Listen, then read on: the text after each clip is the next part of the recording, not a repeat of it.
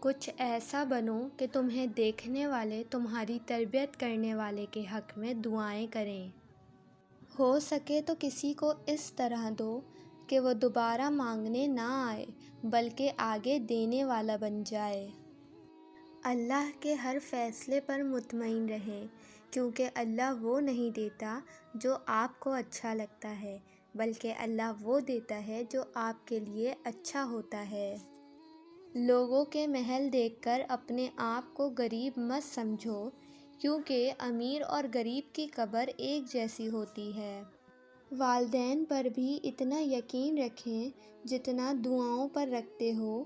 تھوڑے کڑوے ضرور ہوں گے، لیکن تمہارے فائدے کے لیے ہی ہوں گے۔ بہت پیارے اور بہت نایاب ہوتے ہیں وہ لوگ جو آپ کے پیچھے آپ کا دفاع کرتے ہیں اور آپ کو علم بھی نہیں ہوتا۔ یا رب، زیادہ دے، چاہے تھوڑا دے، لیکن اسی میں اتنی برکت ڈال دے کہ کسی کے آگے جھولی نہ پھیلانا پڑے، اسی میں سکون عطا کر۔ ہمیشہ یہی سوچ رکھو کہ مجھے اللہ نے بہت کچھ دیا ہے۔ اگر مجھے میرے اعمال کے مطابق ملتا تو میرے پاس کچھ بھی نہ ہوتا۔ انسان کے لیے وہی کچھ ہے جس کی وہ خود کوشش کرتا ہے۔ انسان کا سب سے بہترین دوست اللہ ہی ہے۔ بہت جلدی مان بھی جاتا ہے، پرانی باتیں یاد نہیں کرواتا، اپنے پاس سے کبھی مایوس نہیں لوٹاتا۔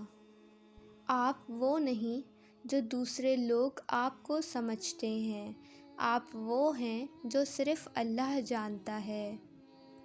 پورا ہونا لکھا ہو، کیا پتہ اس آزمائش کے بعد تمہاری دعاؤں کا پورا ہونا لکھا ہو۔ توبہ کا خیال خوش بختی کی علامت ہے، کیونکہ جو اپنے گناہ کو گناہ نہ سمجھے وہ بدقسمت ہے۔ اگر انسان اپنے سے امیر کو دیکھ کر شکوہ کرنے کے بجائے غریب کو دیکھ کر شکر کر لے تو اس کی ہر پریشانی حل ہو جائے۔ جو شخص اللہ کے بندوں کے لیے خیر کا باعث بنتا ہے، اللہ تعالیٰ اس کی نسلوں میں خیر منتقل فرما دیتا ہے۔ لوگ آپ کے آنسوؤں، دکھوں اور اداسی پر اتنا دھیان نہیں دیتے جتنا آپ کی غلطیوں پر دیتے ہیں۔ انسان کی فطرت بھی عجیب ہے، وہ تنقید جیسی سچائی پر ناراض ہوتا ہے اور خوشامد جیسے دھوکے پر خوش ہوتا ہے۔